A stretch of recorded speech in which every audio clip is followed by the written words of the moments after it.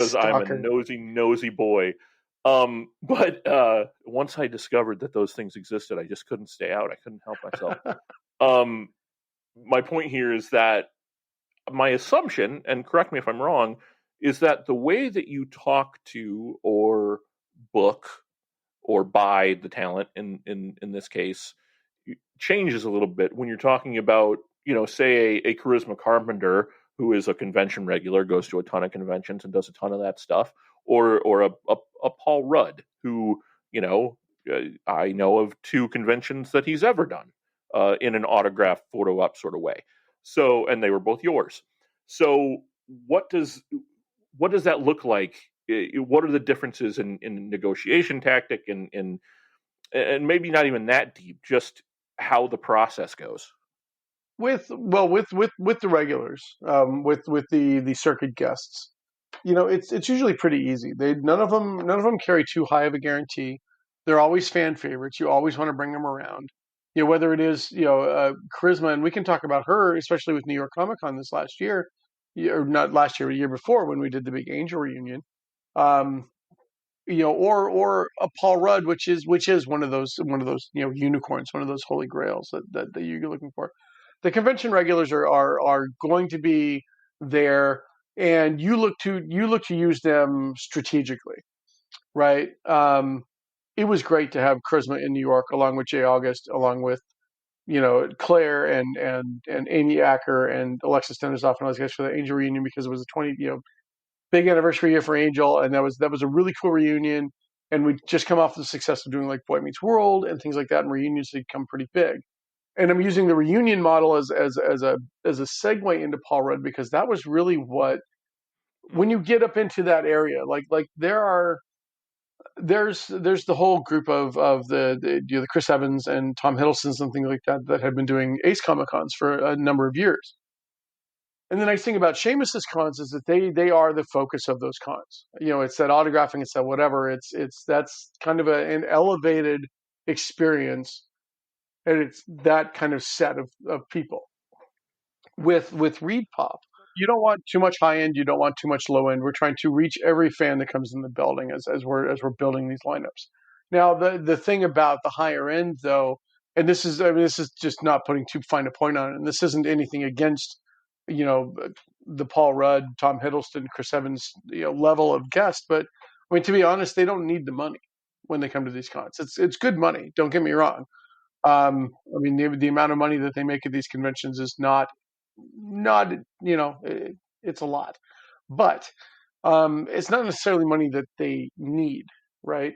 Which isn't to say that the convention regulars need the money either. A lot of them do it because they love the fans. A lot of them do it because they just they love that fan interaction. It's their brand. It's whatever. They need to get out. They need to be with their people, things like that. So that's why you see a Steve Amell and John Barrowman and these guys going out all the time. Whether they need the money or not, it's got nothing to do with it. They love being around the fans. They are entertainers at heart, and they love to go out there. But for a Paul Rudd, for something like that, like the ones that weren't kind of convinced by necessarily by the bankroll, with Paul Rudd specifically, what helped us there was the fact that we didn't even package it as an Avenger thing, right? We went out and we booked Alicia Silverstone, we booked Donald Faison, neither of whom had ever done a convention before. Brought in Breckin Meyer, packaged that together, and I went to his agent and said, "Hey, we're doing a Clueless reunion. Would Josh like to be there?" And that is ultimately what sold, I believe, what sold him on doing that convention that said C2E2 that year. First con Paul Rudd had ever done, and I think he did it because it was Clueless. It had nothing to do with Ant-Man. That was a good draw, and the dude performed. He did great, but I think it was because we packaged it as something different, and I think that helped us to bring Paul Rudd to New York the year later.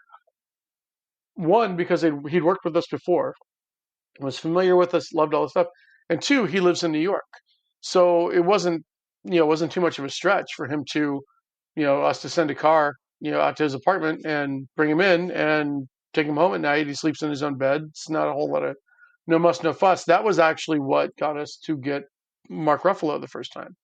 Ruffalo also lives in New York, had never done a con before, And so that was where we tested the waters, was in New York with Ruffalo, and he did great.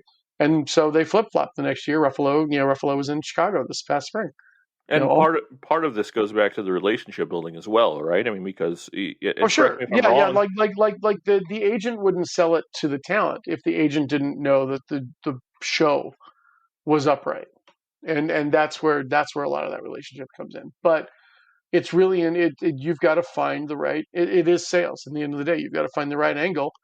You got to find the right angle for the customer to buy the product. You know, and and they will, and it worked, and it was great. So we had Paul Rudd at two shows. We had Ruffalo at two shows, almost three. Unfortunately, we weren't able to get to Ah, Emerald City Comic Con in 2020. But Hiddleston was doing a play in New York, so we capitalized on that. Sometimes it's geography, hmm. sometimes it's just sometimes, honest to God, a lot of times, Gabe, it's just dumb fucking luck. It just happens. You just right place, right Yeah. time, right phone call, and next thing you know, hey, look what I did! Isn't this cool? That's But it. If there's one secret to every episode of this, that's sales 101 is about 50% of the time it is. It's just dumb fucking luck. yep. Before we kind of get in, I want to talk a little bit about some on-site stuff and fun stories and whatnot. But um, I wanted to ask you this question, and I don't know that it really will apply to you, but it was something that popped up in my brain as I was kind of brainstorming what we were going to talk about. But you're a fanboy to some degree. You're a fan of things, right? You know, I hold fondly our conversations about the West Wing and things of that nature, but a lot of what we do on the convention scene and what you do specifically kind of intermingles with some of your fandoms. But as we talked about, you're a professional and you're a businessman, and you have to present that sort of demeanor to the world when you're doing this job and doing it effectively. Has it ever been really hard for you to quell your inner fanboy on site when you're meeting or dealing or working with these folks on such a kind of close level?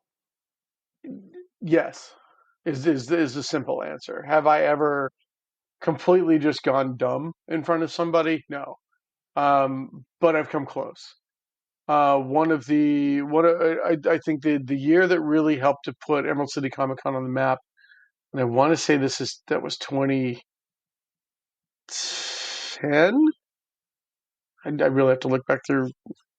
Well, I'd have to look back through something. But we had Leonard Nimoy at the show. Um, Dyed in the wool Trek fan. I Mm-hmm. am. I am all about the Trek. You can keep your wars. I want my Trek.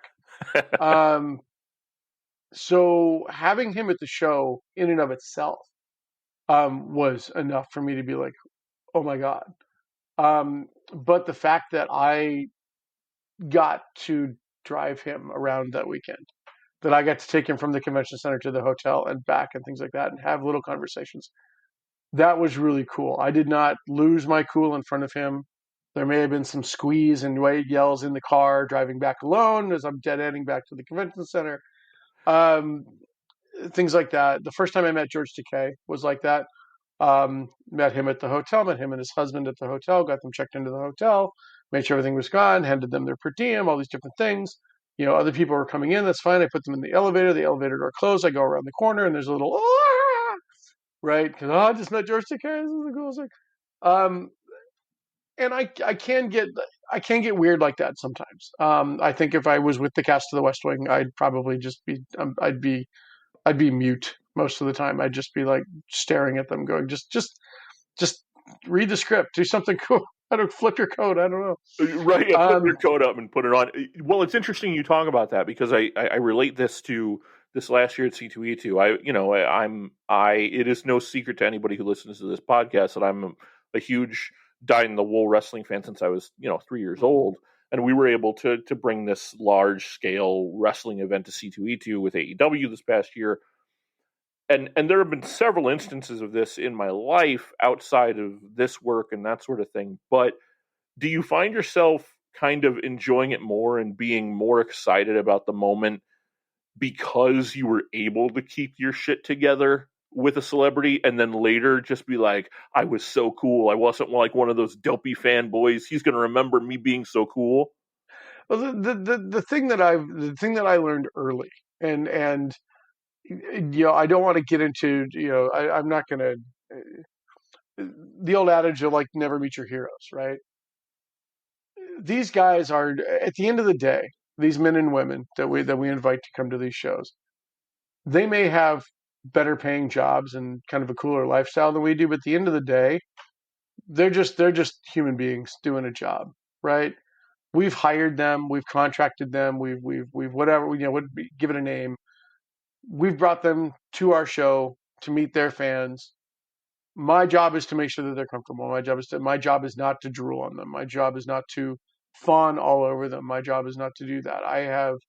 I gained an industry reputation over the years for weeding out people that would do that, that would volunteer on my staff, so that would come to work. And by the time we'd built up, by the time we got deep into the Starlight division of things, shout out to Amy Gray, if she's listening to this, who worked for me the whole way up through Emerald City, who was one of the big volunteers who then created this company that now does talent handling at cons, and hopefully will again.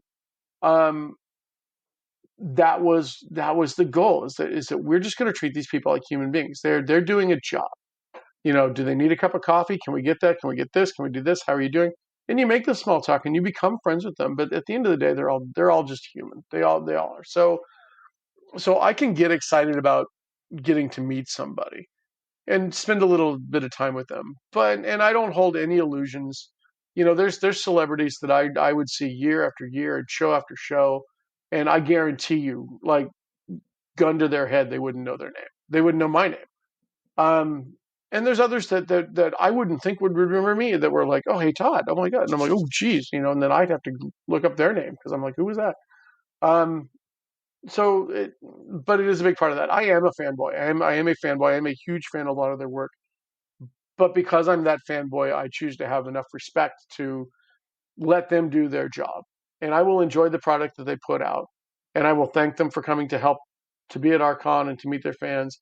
And I think sometimes it comes out in different ways.